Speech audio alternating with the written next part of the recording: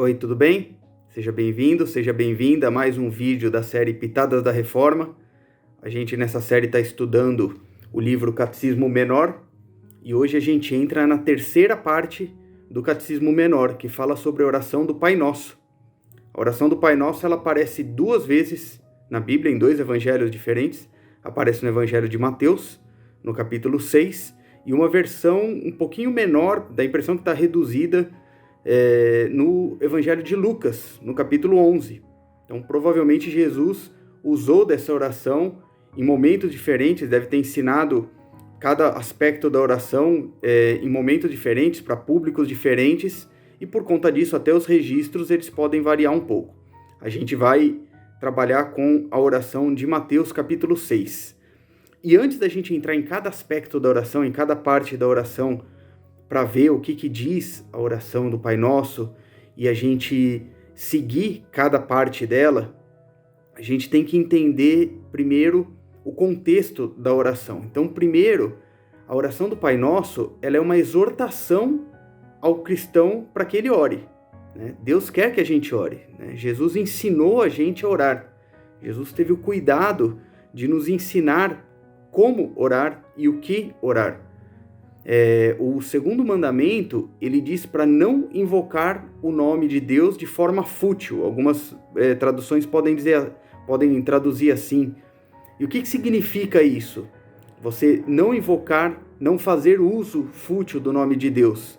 É justamente você se relacionar com Deus, você orar a Deus de forma consciente. Orar é um ato de obediência a Deus. Deus, ele quer que a gente se comunique com ele. E aí você pode pensar, mas eu tenho uma vida errada, eu tenho uma vida de pecados, então eu não posso orar, né? Se eu fosse mais santo, se eu tivesse uma vida mais regrada, de repente eu poderia fazer essa oração. Mas Deus não pensa assim. Deus, ele quer que você ore, e ele diz isso várias vezes na Bíblia, né? De várias formas diferentes.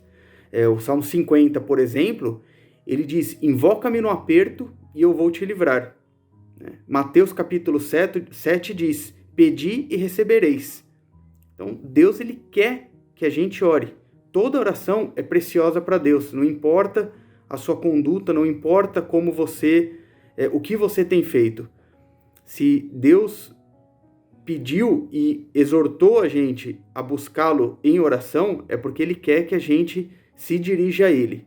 Então, faça isso, faça uso da oração do Pai Nosso no seu dia a dia. Lutero, no Catecismo Maior, ele fala o seguinte, que uma forma da gente orar seria dizer, aqui me apresento, querido Pai, pedindo não por iniciativa própria, nem porque eu seja digno, mas em função do teu mandamento e da tua promessa, que não pode mentir nem falhar. Então, olha que bonito isso. A gente se coloca diante de Deus na oração, pedindo para que Deus reconheça as nossas falhas, né? E nós, principalmente, reconhecendo as nossas falhas perante Deus, e deixando isso claro, que a gente quer orar para Ele, se mostrando indignos de fazer essa oração. E aí, Deus indica as palavras que a gente deve usar, né? Jesus teve o cuidado de dizer, olha, quando vocês forem orar, orem da seguinte forma. Então, ele indica as palavras que a gente deve usar, e ele indica a maneira de orar. Lutero diz assim, para que vejamos com quanto afeto ele abraça a nossa necessidade. Deus sabe que a gente precisa de oração.